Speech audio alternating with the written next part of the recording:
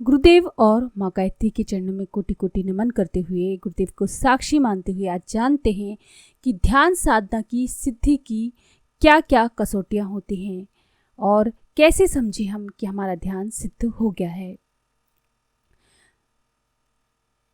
अखंड ज्योति के 2003 के अंक में इसके बारे में विस्तृत जानकारी दी गई है। ध्यान अध्यात्म पथ का प्रदीप है। ध्यान की ज्योति जिसमें जितनी प्रखर है, अध्यात्म पथ उसमें उतना ही प्रकाशित हो जाता है। परमहंस श्री रामकृष्ण देव अपने शिष्यों से कहा करते थे कि ध्यान की प्रगाढ़ता अध्यात्म ज्ञान की परिपक्वता का पर्याय है। वे कहते थे जिसे ध्यान सिद्ध है, समझना चाहिए उसे अध्यात्म सिद्ध है। ध्यान की इस महिमा से कम ज्यादा अंशों में प्रायः सभी अध्यात्म साधक परिचित हैं। साधक समुदाय में हर किसी की यही कोशिश रहती है कि उसका ध्यान प्रगाढ़ हो, परंतु किसी न किसी कारण से ऐसा नहीं हो पाता। यदि कभी हुआ भी तो उसकी सही परख नहीं हो पाती। कैसे समझें, कैसे परखें अपने ध्यान को? क्या है ध्यान साधना के सिद्ध होने की कसौटियाँ? ये सवाल प्रायः सभी लोगों के मन में कभी न कभी अवश्य ही आता है। शायद इन क्षणों में भी कहीं मानस उर्मियों में तरंगित हो रहे हैं। इन महत्वपूर्ण प्रश्नों की चर्चा तो बहुत होती है, पर प्रायः सभी समाधान नहीं जुटा पाते। ध्यान के विषय में जब भी बात उठती है तो उसकी विधि प्रक्रियाएं ही समझाई जाती हैं। इसकी सिद्धि के मानदंड क्या हैं, ये सवाल हमेशा अधूरा ही रह जाता है। ध्यान प्रक्रिया की सूक्ष्मताओं पर और इसकी सिद्धि के मानदंडों पर तंत्र शास्त्रों एवं बौद्ध ग्रंथों में काफी विस्तार से विचार किया गया है।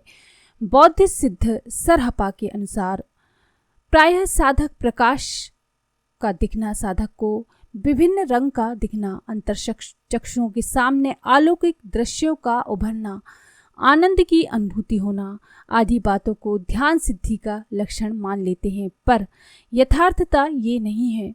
ऊपर गिनाए गए ये सभी लक्षण तो इतना भर सूचित करते हैं कि साधक ध्यान प्रक्रिया में गतिशील है, पर ये उसकी ध्यान सिद्धि की सूचना नहीं देते। ध्यान सिद्धि के मानदंड तो कुछ और ही हैं। शास्त्रकारों एवं सिद्धों ने इसकी संख्या काफ़ी गिनाई है, लेकिन मुख्य तौर पर इन्हें 7 तरीके से परखा जाना जा सकता है।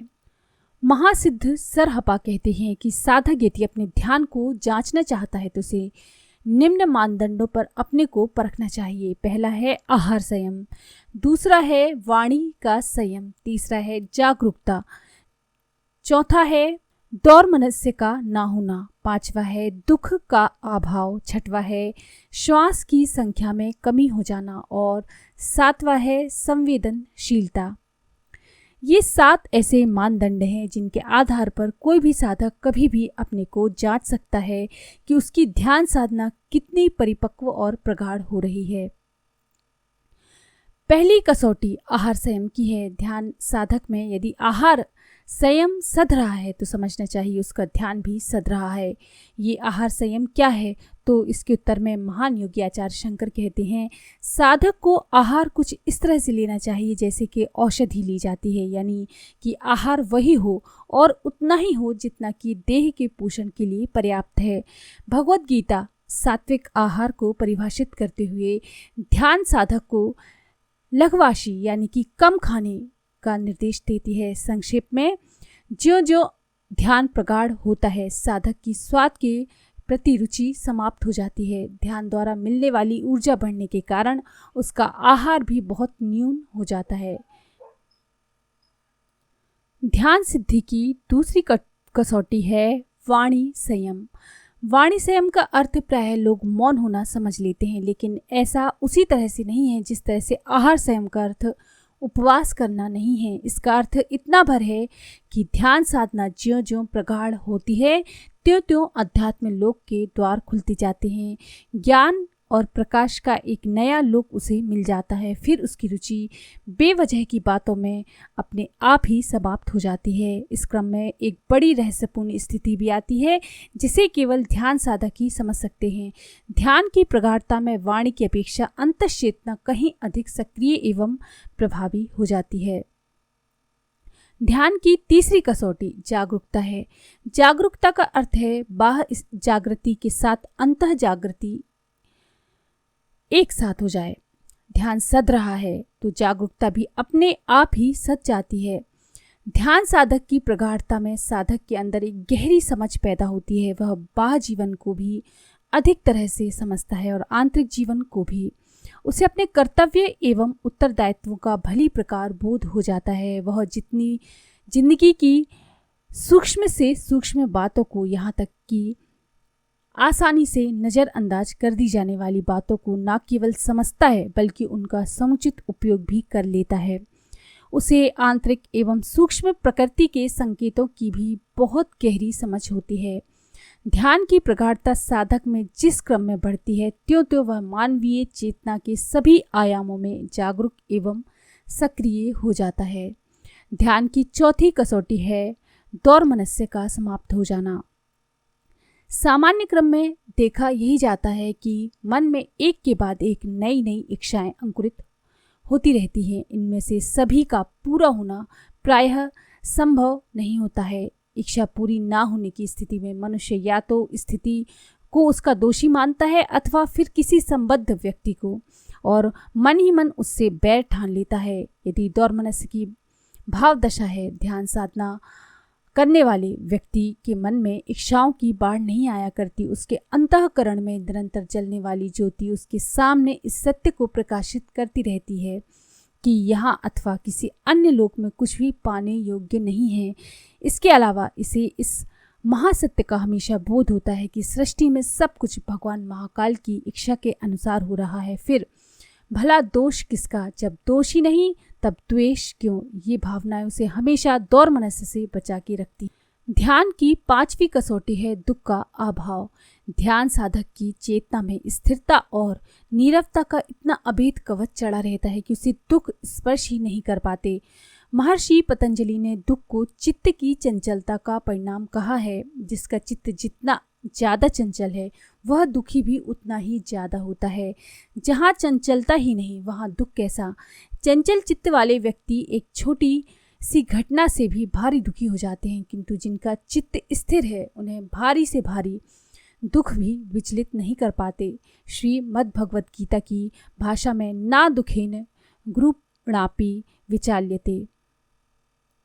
श्वास की संख्या का कम होना ध्यान साधना की छठी कसौटी है। इस सत्य को हम सभी ने कई बार अनुभव किया होगा कि आवेग आवेश में श्वास की संख्या बढ़ जाती है। इसी तरह शारीरिक असामान्यता में भी श्वास की गति बढ़ जाती है। ध्यान साधक की न केवल अंतश्चेतना में स्थिरता और आवेग शून्यता आती है बल्कि उसके शरीर में धातु साम्यता बनी रहती है। ऐसी स्थिति में स्वभावतः श्वास की गति कम हो जाती है। कभी कभी तो श्वास की गति बड़ी आश्चर्यजनक ढंग से कम हो जाती है।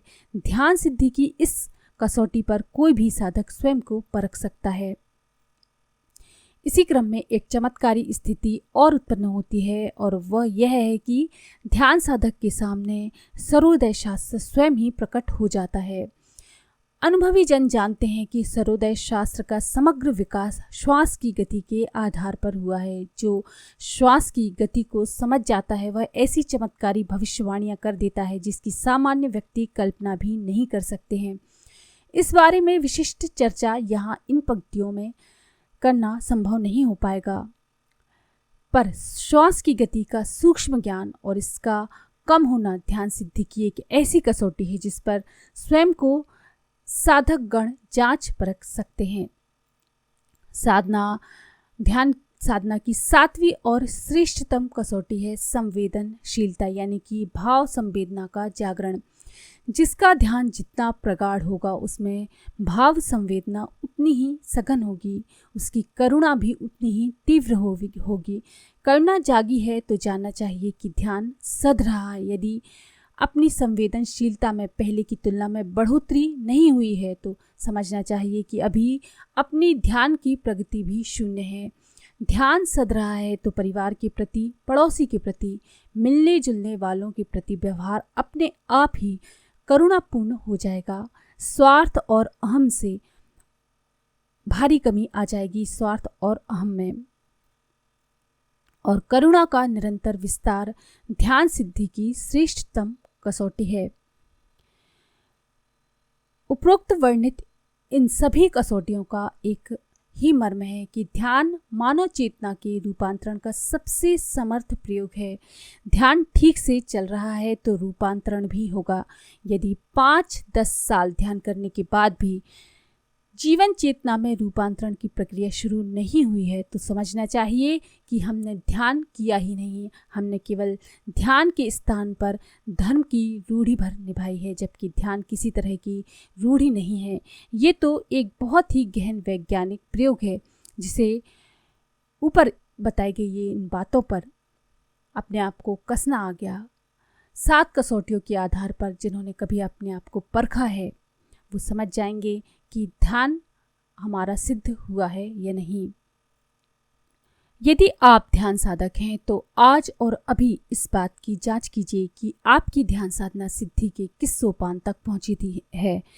जांच का ये क्रम एक नियमित अंतराल में हमेशा बना रहे, इसकी सावधानी हम में से हर एक ध्यान साधक को करनी चाहिए। तो इन सिद्धियों से, इस तरह के लक्षणों से आप समझ सकते हैं कि आपको ध्यान में सिद्धि धीरे धीरे मिल रही है, सिद्ध हुआ है या नहीं। तो अगर आपको ये जानकारी पसंद आई है तो प्लीज़ लाइक करें, शेयर करें, सब्सक्राइब करें।